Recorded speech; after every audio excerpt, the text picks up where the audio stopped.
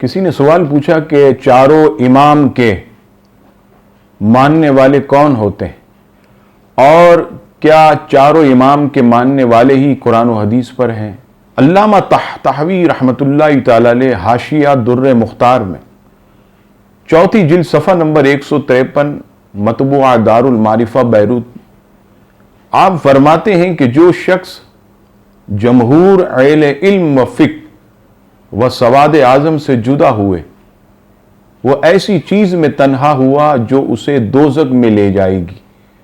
آگے فرماتے ہیں تو اے گروہ مسلمین تم پر فرقہ ناجیہ یعنی اہل سنت و جماعت کی پیروی لازم ہے، اور اہل سنت و جماعت اب 4 مذہب میں مجتمع ہے: حنفی، مالکی، شافعی اور حنبلی۔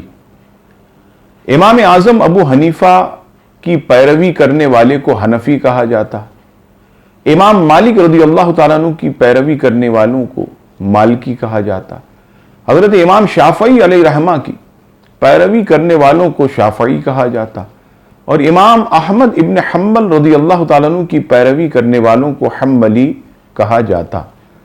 آگے علامہ طحاوی فرماتے ہیں کہ اس زمانے میں ان 4 مذاہب سے جو باہر ہوا وہ اہل سنت و جماعت سے خارج بدعتی اور جہنمی ہے۔ اس سے پتہ چلا کہ اس دور میں 4 امام ہی اور انہی کے مذاہب یہ حق پر ہیں، اور جو ان سے جدا ہوا وہ بدعتی ہے، اہل سنت سے خارج ہے۔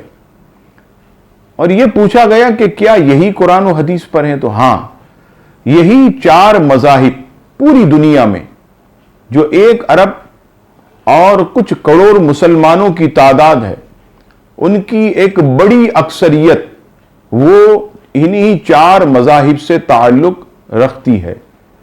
صرف آپ دنیا میں حنفی مسلمانوں کی تعداد دیکھیں تو پاکستان کی 18 کروڑ آبادی میں 17 کروڑ حنفی،